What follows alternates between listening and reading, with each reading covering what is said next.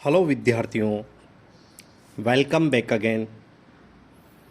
हम class 10th के महत्वपूर्ण प्रश्नों के बारे में परिचर्चा कर रहे थे और इसी क्रम में आज हम नेक्स्ट प्रश्नों को देखते हैं। तो पहला प्रश्न है कि धातु के साथ अम्ल की क्रिया करने पर कौन सी गैस निकलती है।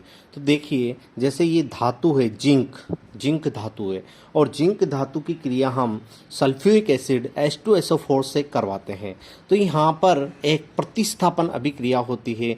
जिंक का कनेक्शन सल्फेट से हो जाता है और यहाँ पर हाइड्रोजन गैस का फॉर्मेशन होता है। तो यहाँ पर हम कह सकते हैं कि धातु की क्रिया जब अम्ल से करवाई जाती है तो हाइड्रोजन गैस निकलती है। यहाँ पर जिंक सल्फेट का फॉर्मेशन होता है। यहाँ पर आप नाम लिख सकते हैं जिंक सल्फेट, और इस तरह से आप एक अभिक्रिया के रूप में इसे व्यक्त कर सकते हैं, है ना। और ये है जिंक धातु। जनरली ये प्रश्न पूछा जाता है कि धातु की अम्ल के साथ अभिक्रिया करने पर कौन सी गैस निकलती है। तो आप बताएंगे हाइड्रोजन गैस निकलती है, और इसे एक प्रैक्टिकल के रूप में भी आप शो कर सकते हैं परख नली में। इस तरह से आपने अपनी बुक में देखा होगा, परख नली में हाइड्रोजन गैस के बुलबुले जब तल्नु सल्फ्यूरिक अम्ल डाला जाता है, इसमें सल्फ्यूरिक अम्ल डाल दिया जाता है H2SO4, और इसमें H2SO4 में जब जिंक के टुकड़े डाले जाते हैं तो इस तरह से आपने देखा होगा।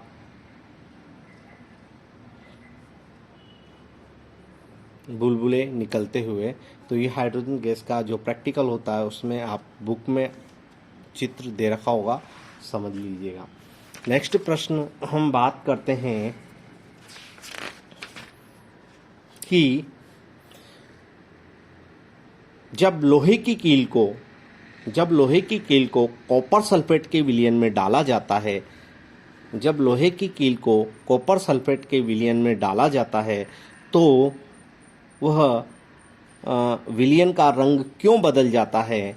तो इस तरह का प्रश्न आता है। तो देखिए, जो कॉपर सल्फेट होता है वह एक्वस मतलब जलीय होता है, जलीय लेते हैं इसको।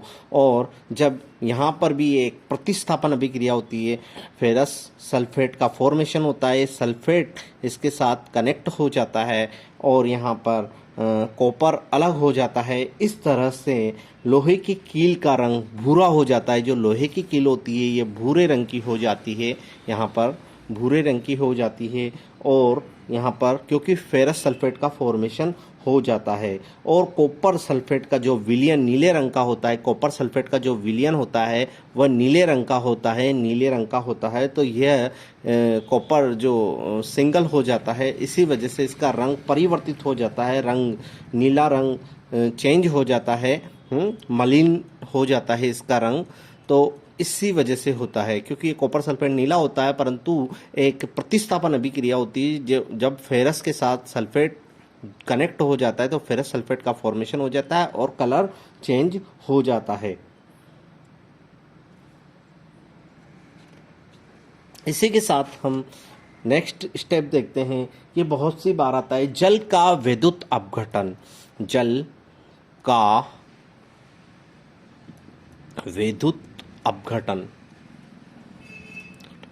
तो जल का विद्युत अपघटन क्या होता है एक्चुअली में, कि यहाँ पर जो वाटर होता है H2O होता है, वह जब विद्युत धारा प्रवाहित की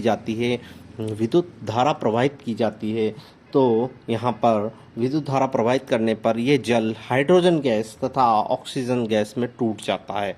यहाँ पर जो हाइड्रोजन और ऑक्सीजन गैस में टूट जाता है, जिसे आपने प्रैक्टिकल में एक बीकर के रूप में समझा होगा, जिसमें एनोड कैथोड होता है और 6 वोल्ट की एक बैटरी लगा दी जाती है। 6 वोल्ट की बैटरी लगा दी जाती है। तो यहाँ पर यह जल का विद्युत अपघटन हो जाता है, और यहाँ पर जो एनोड होता है, एनोड और कैथोड के रूप में यह परिवर्तित हो जाता है। और यहाँ पर जो इसमें जल में सल्फ्यूरिक एसिड की कुछ बूंदें डाल दी जाती है, कुछ बूंदें H2SO4 की डाल दी जाती है, H2SO4 की डाल देते हैं। तो इस तरह से जल का विद्युत अपघटन होता है। और जल का विद्युत अपघटन मीन्स आप समझिएगा कि जल का टूटना, हाइड्रोजन और ऑक्सीजन में जल टूट जाता है।